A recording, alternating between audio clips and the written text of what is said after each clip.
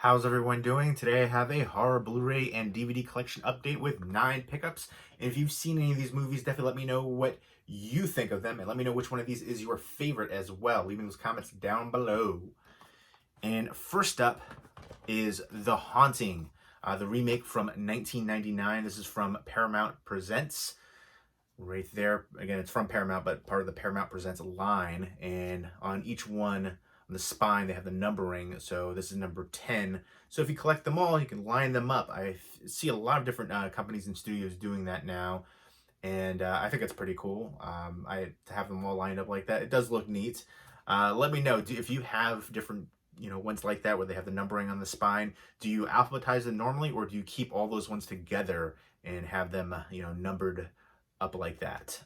But I will say I recently watched this movie. You can check out my Saturday night vlog at the end of it. We discussed it. So I can't say I am a fan of the movie. It does have decent atmosphere. It's the same kind of story that we've seen before. Same kind of, if you've watched the classic Haunting movie from, I want to say the 60s, and then the recent Haunting TV series, Netflix shows. So, you kind of know the storyline, but this one right here, they're doing like a sleep study, and they have all these different people come to this sprawling, huge hill house mansion right here, and weird, creepy things start happening. I like the ornate design, very intricate, the children's faces of the molding and stuff like that. And then the big fireplace, and the casting here, I feel like didn't work. That's an issue I had. Liam Neeson as the person who's overseeing the study, Catherine Zeta-Jones, Owen Wilson, and Lily Taylor. Lily Taylor was in a couple different horror movies. The recent Leatherface movie, where she was the matriarch, but she was also in The Conjuring. I always think of her, she's been in a ton of different things, but I think of her High Fidelity with John Cusack. But Owen Wilson, I felt like was so miscast. I don't know, for him especially, Catherine Zeta-Jones, Liam Neeson. Liam Neeson, back in the day, Darkman. He's done some horror too, so I feel like, I don't know, I didn't like some of the casting. Some of the acting at times seemed a bit hokey. The best thing about it was the house. Again, I liked the atmosphere of it. It had some nice shots here and there and some effects. The effects were hit or miss, actually. Some of the effects were interesting, kind of cool. Other ones were just, they didn't really work too well. And then at the ends, it almost felt like the haunting of Beauty and the Beast a bit. It was a bit kind of over the top and dramatic with some of the relationship aspect. And then the guy and that you see in the painting and stuff, he looked like, old Wolverine or the Beast or something like that. So I feel like that was another thing that just didn't, I don't know, they could have made him look a little bit differently. It was kind of almost comical, but really nice release if you are a fan of the movie. Picture quality, audio quality, some special features right here. And then for all the Paramount Presents releases, you have the poster art like that. So for the gatefold slipcover, opens up. I think that's pretty cool. And then you got the clear case, and it does have a digital copy as well. So that's cool if you're into that. And then there is the disc artwork, and here's the interior artwork with the quote. So they do a great job with their releases for Paramount Presents. I just didn't think this was one that deserved to be part of the line. I don't think the movie's very good. I don't know how they decided upon this one being in the Paramount Presents line, because I feel like a lot of the other ones are all-time classic movies. Like, they just released Roman Holiday, and now you're following it up with The Haunting? I mean, it just doesn't seem right. I don't know. I guess, the cast, they're well-renowned and famous. I'm not going to say all of them are great actors. I'm not a fan of Owen Wilson at all. Of the Wilsons, I like Luke Wilson, and I think his name is Luke in this, which I thought was kind of funny. And I'm not a Catherine Zeta-Jones. I think she's attractive, but I never thought she was a great actress. I do like Liam Neeson and Lily Taylor, but I don't know. It just felt, and then there's certain characters in the beginning that you just like never see again.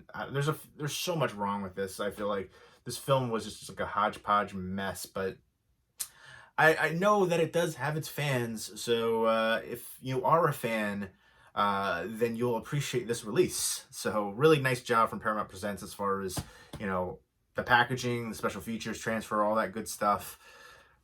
I just wish the movie was better. But I'm looking forward to seeing what they release from Paramount Presents in the future. Next up is the Blumhouse of Horror's 10 movie collection from Universal. Includes the first Purge movie, Ouija, The Boy Next Door, Unfriended, The Visit, Split, Get Out, Happy Death Day, Truth or Dare, and Ma. I enjoyed the heck out of The Visit. Split, Get Out to me is like an all-time classic. Happy Death Day, I love the heck out of that one too. Ma, I thought was way better than I was expecting to be. Octavia Spencer was amazing in that one. Very kind of a Kathy Bates-esque there. The first Purge I wasn't the biggest fan of, but people love that one. I've never seen The Boy Next Door, Ouija, or Truth or Dare. I saw a different Truth or Dare movie. Unfriended, I remember being Oh, I never saw The Boy Next Door either. I don't. Is that really horror? It seems more like maybe thriller, like a kind of like a somebody who's like kind of obsessed with Jennifer Lopez. I mean, I don't blame him there, but I think Jennifer Lopez like kind of flirts with the boy next door essentially, and then becomes a stalker. But there's the outer slipcase. It does have a digital copy. However, I want to say a few things about this release. When I got this, a lot of the discs were scratched and had fingerprints on them. It's the first time I've ever seen that. And then also, the digital copy was wrong. It wasn't for the Blumhouse 10 movie horror set. It's for Focus Features. So I feel like if you're a horror fan and then you get this digital copy set and it's for a bunch of like romance movies and dramas, you're probably going to be a little ticked off by that. I actually wrote to Universal about it 5 times. Never heard back. Just to let them know. Give me a confirmation that you know this is an issue, because I think other sets like have this issue, not just my set right here. So I think that's a quality control issue. But each one has its own disc right there, each movie. So that's cool at least. And then you get an interior. It's just all the credits for the movies right there. So besides the issue, the Blu-ray discs, they're not really going to be affected by any kind of like scratches or anything like that, unless it's something severe. None of them were severe. It just was a little weird to see that. I've never seen that before. So scratches were, something that's not going to affect the play. But the digital copy is an issue, because I feel like, especially, that's part of the value for releases now. For me, I either give the digital copies away or I sell them. So, that's a big part of a value for a set. And a lot of people use them. I'm one of the few people that don't actually. I was actually thinking about doing a giveaway for the digital copy for the horror for this month. And now I'm not going to do that because it's romance and drama movies. So I'm actually ended up giving that to somebody already that likes those movies. I'm much more into horror, so I rarely have to be in the mood to watch some like romance movies. It's just not for me. It's like one of my least favorite. It's usually a little bit schmaltzy, a little too, I don't know, I guess I'm just more forgiving for the horror genre, because obviously sometimes it's formulaic for any genre, but horror is my favorite. Let me know your favorite genre of film is. Next up is You're Next. And let me know, actually, before I jump into this, but this is a fantastic film, but let me know what I should watch first of the ones that I haven't seen. The Boy Next Door, Ouija, or Truth or Dare. Those are the 3 that I haven't seen on here. And unfriended to me, there's a movie called The Den, which is very similar, but so much better. But yeah, back to the next one, and that is You're Next, which is one of the better home invasion movies ever. Love the heck out of this one. It's super tense, super thrilling. Let me know what your favorite home invasion movie is. The lead actress right here is so good. She's so phenomenal in the role. But yeah, so basically, Aubrey and Paul are celebrating their wedding anniversary by inviting their 4 children and their significant others to a family reunion. And unfortunately, family can be the worst. Suddenly people are breaking in. There are these people wearing masks of different kind of animals and stuff, and they're killing people and attacking people, and it's a fight to survive. And the lead actress is so awesome. It's a gritty, dirty, bloody, awesome movie. Some great kills in here, some great gore effects, some great tension, some really, creepy moments too. And the characters, some of them are just so despicable. I love the heck out of this one. It is a bit formulaic, I will say that, but I dig the heck out of it. One of the best of its ilk for the home invasion kind of movies. A modern classic for me. Love this one so freaking much. Some good special features on here too. But yeah, I don't know if you can see the names. I was trying to figure out the names, but it's like, I don't know, kind of like stretched out, the words right there. But yeah, I'm assuming the lead actress is the first one, and it looks like it's Sharon Vincent, but she was so friggin' good in that role. Love the heck out of her. Strong female lead right there for a horror movie. Next up is The Vault. This is from MVD Visual, and I feel like their releases kind of go under the radar. I think this is a fantastic film. I remember seeing this on Netflix. This whole film went under the radar, but they also just released The Taking of Deborah Logan on MVD. That is one of the creepiest movies ever for me, so check that one out for sure. I didn't hear barely anybody talk about the release for that on Blu-ray. I've been saying for like forever for that to get a Blu-ray release. And that finally got a Blu-ray release. I was talking to Movie Chatter, and she told me. I was shocked. I looked on there, I was like, oh yeah, it did get a Blu-ray release. I didn't hear anybody else mention it.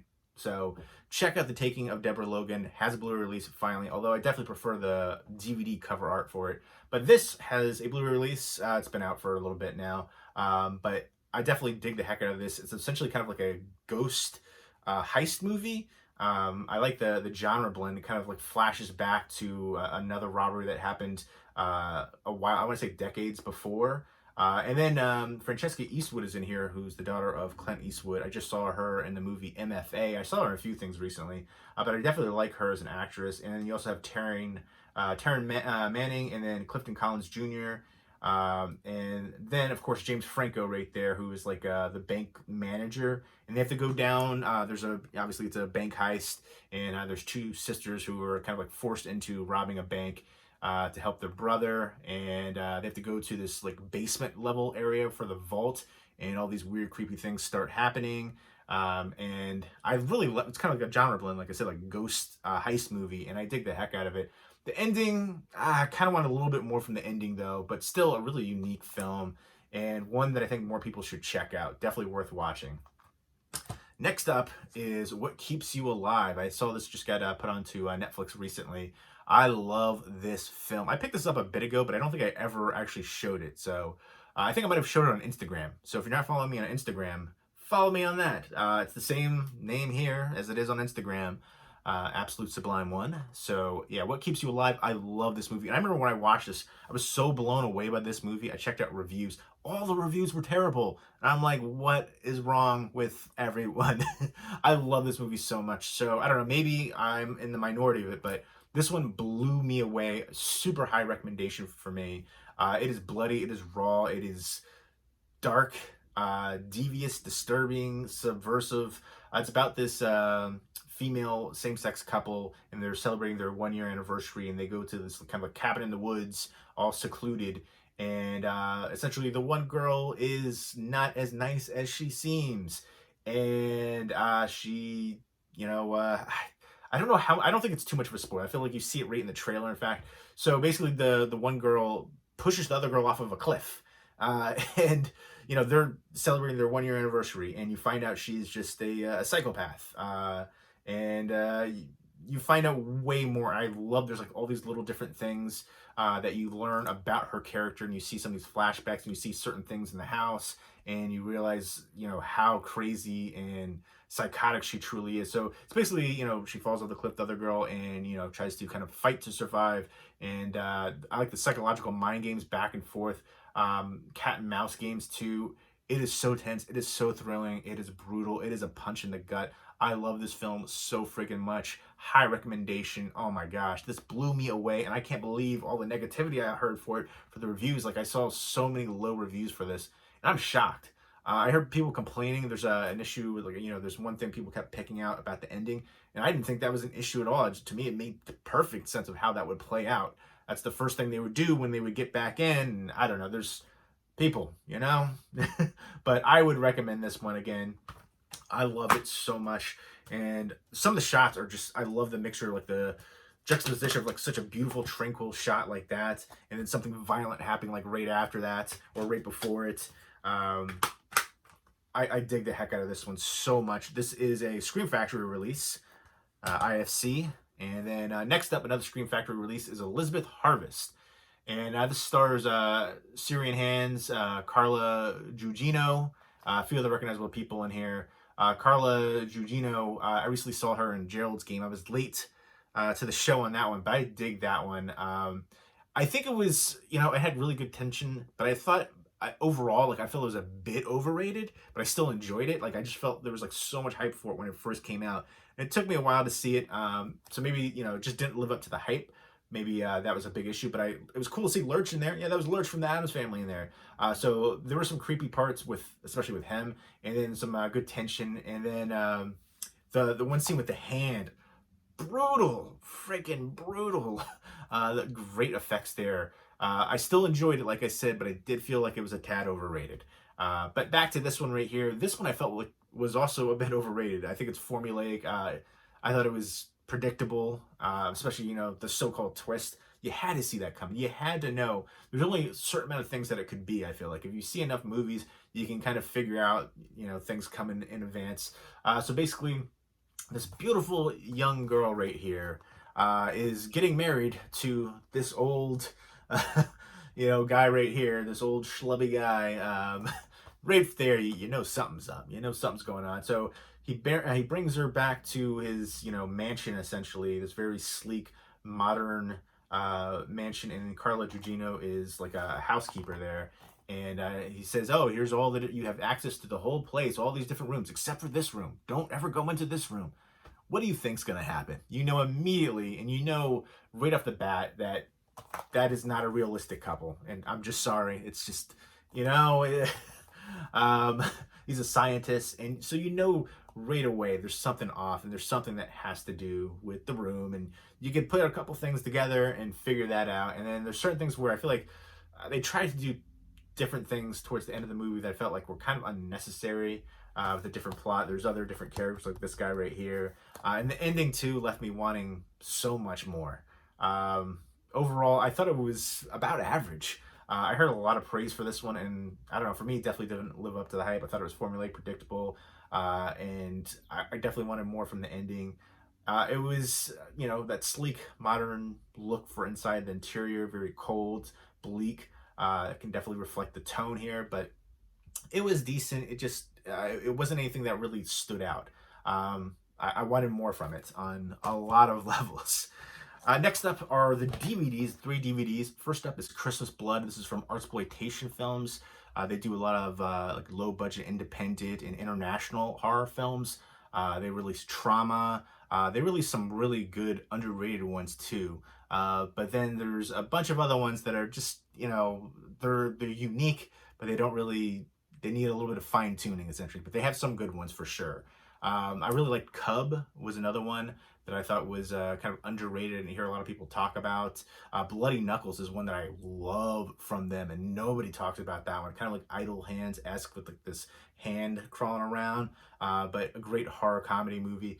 This one right here is a low-budget Christmas horror movie. It's a Norwegian film, and there's a small town, and there's a guy dressed as Santa Claus killing people, and there's the detectives trying to, figure out who the person is and stop him from killing more people. And it's, a snowy setting, which I dig. To me, it has some positives and some negatives. It's a mixed bag for sure. Some of the acting isn't great. Some of the pacing is inconsistent. Some of the scenes could have been edited out. Some of the things could have been fleshed out a little bit more, especially with the killer character. Some good chase sequences, some good kills. I like the snowy setting. Again, some of the characters were annoying. I was kind of rooting for the character to just get rid of these people. They're kind of terrible, but I don't know. There were certain things that didn't really work, but there were other things that did. Overall, I'm going to say this one is about an average watch. If you're a fan of Christmas horror, low budget horror, I'd say give it a chance, but taper your expectations. Next up is All the Creatures Were Stirring, another Christmas horror. This is a horror anthology. This is from RLJ Entertainment. This does have a Blu-ray release, but I've got the DVD here. This has Constance Wu from Fresh Off the Boat and Rich Crazy Asians. I actually really enjoy her. I feel like on Fresh Off the Boat, like she should be thankful for that show. But I remember when it got renewed, she was like complaining on Twitter that she didn't want to do the show anymore. I guess she wanted bigger opportunities for movies. But if it wasn't for that show, nobody would know who the heck she was. So I don't know. Kind of after that, the show ended. You can't have your lead actress right there complaining and saying I don't want to do this anymore. And kind of basically all the other people on the show, that was their meal ticket. I mean, they're doing stuff now, but I think they are. I hope they are. But yeah, I don't know. I really love that show too. Fresh Off the Boat, hilarious. And Rich Crazy Asians was a huge hit success. You know, I think they're going to be making a sequel for it. Why not? You know, more money to be made. But she plays in the one segment here where there's like an alien segment, which was one of the better segments. I feel like this was a really, you know, when they talk about horror anthologies, usually it's a mixed bag. Let me know what your favorite modern horror anthology is. I feel like there was a big push, you know, VHS, ABCs of Death. There was like a whole bunch of like middling and you know, less than average ones. This to me was less than average overall, but there's one segment in here that makes it worth the watch. Like a birthday segment. There was these people in a parking lot, and they have this van. That was such an awesome, creepy segment. And then the alien segment with Constant Wu was pretty good, but besides that, the rest were pretty terrible. The Office segment and the wraparound one, and then pretty much all the other segments were disappointing. There's a segment in here with Megan Duffy, who I really like. I saw her in the Maniac remake, the red-haired girl in there. Stunning and talented, but I feel like I wanted more from her segment too. I think she's a really good actress. And I don't know, that had the potential to be a better segment than it was. And I think she deserves, you know, to be in more good films and a better segment too. So yeah, but that one segment was totally worth checking this out just for that one segment alone. And then again, the one segment with Constance Wu as well is decent. Could have been better. You know, it's an alien segment that doesn't give away too much there, especially from the trailer. I feel like they all, you know, they give a lot away in the synopsis here too, and the trailers always. But again, this one was below average for me for the segments in here. I definitely wanted more. Here is just the interior. And they also have a Christmas Horror Story. It was also released from RLJ Entertainment. All Hallows Eve, really good one with Art the Clown. Before Terrifier, there was All Hallows Eve. And All Hallows Eve 2 does not have Art the Clown in it, unfortunately. But I really enjoy the heck out of All Hallows Eve. Really, I feel like underrated too, and a good Halloween horror anthology movie. And there's All Hallows Eve 2 with like a pumpkin-faced killer. And then you've got Bloody Homecoming, which I really like that. Like a throwback 80s style high school slasher movie. And yeah, so Christmas Horror Story was good as far as another Christmas horror movie. It's not one of, you know, the better ones. I'd say it's above average. I definitely prefer, you know, Krampus for modern Christmas horror. That's like a modern classic now. That's an all-time classic, in fact. So yeah, let me know what your favorite modern Christmas horror movie is and your favorite modern horror anthology. But yeah, to me, I wanted so much more from the segments in here. And yeah, again, that one segment was so freaking awesome. And last but not least is from A24 and Lionsgate, a DVD only release. This definitely deserved a Blu-ray release. Is The Hole in the Ground, which is an Irish horror movie, and I love this one. It's super creepy. I feel like there's been a few movies like this recently, in fact, too. And it kind of plays up some of the lore. It's basically about this mother and child, and they move to the countryside in Ireland, very secluded area. And one night the kid kind of like disappears, and when he reappears, she's not sure if it's really him. He's acting strangely, doing a lot of weird, creepy things. There's lore with the, you know, the changeling and, you know, doppelgangers and stuff like that. It's kind of, you can, just from the synopsis, you can kind of figure that out. But again, I definitely thought it was super creepy. This stars James Cosmo in here. Really good supporting role. And yeah, you find out this has happened before in this small area. And I love this one. I feel like nobody talks about this. I've never heard anybody mention it. And this deserves some love and appreciation. And I wish it got a Blu-ray release, because I feel like a lot of times people don't pick up movies if it's just on DVD, which is unfortunate and kind of crazy to me. If a movie doesn't have a Blu-ray release and I like the movie, I'm gonna pick it up on DVD so I can watch it. That's the whole point of movies. But some people are, I guess, Blu-ray elitists. Blu-ray snobs. They won't pick it up if it's not on Blu-ray, which blows my friggin' mind. Makes zero sense to me. Ultimately, it comes down to the movie, not the format, but the movie. I do think this would have gotten more recognition and notoriety if it was released on Blu-ray, though. More people would have checked it out. I think some people just feel weird about buying a DVD in 2020. You know, it's all about the movie, bottom line. And this one is definitely worth checking out. Really good, low-budget horror movie, Irish horror movie. Let me know what your favorite Irish horror movie is. You know, Rawhead Rex is probably going to be number one. That's you know, Irish horror movie, the best of the bunch, in my opinion. There's a few other ones I've seen. I haven't seen a ton that were really great, though. This one actually really surprised the heck out of me. Especially since I didn't hear anybody talk about it. The Hole in the Ground, definitely worth checking out, as is What Keeps You Alive, The Vault, and You're Next. And then, you know, from the Blumhouse of Horrors, let me know what your favorite Blumhouse horror movie is. You know, Get Out, it's got to be up there, right? A lot of people love Split. I definitely enjoyed Split as well. Really strong performance from James McAvoy. He was really good in the movie Filth, too. I never hear anybody talk about that movie. Great Irvin Welsh adaptation and excellent performance from him there, too. But Happy Death Day is one of my all-time favorites, too. Great horror comedy, essentially a horror version of the Groundhog Day.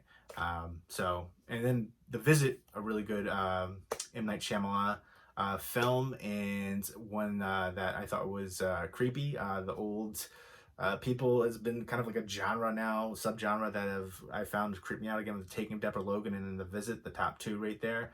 Octavia Spencer, I loved her performance there. For the first Purge movie, it was, you know, I didn't love it, but Unfriended was a disappointment. But yeah, let me know which one of the ones that I haven't seen I should check out next. Ouija, The Boy Next Door, or Truth or Dare. J-Lo, even if it's a bad movie, I'll watch it for J-Lo. She is so freaking stunning. I've watched some terrible movies, Made in Manhattan, in fact, just for J-Lo. Suffered through them. But yeah, so let me know your favorite Blumhouse horror movie. And there you go. Those are the pickups. If you've seen any of them, definitely let me know what you think of them, and let me know which one of these is your favorite. Leave me those comments down below. Hope everyone's doing well. Take care.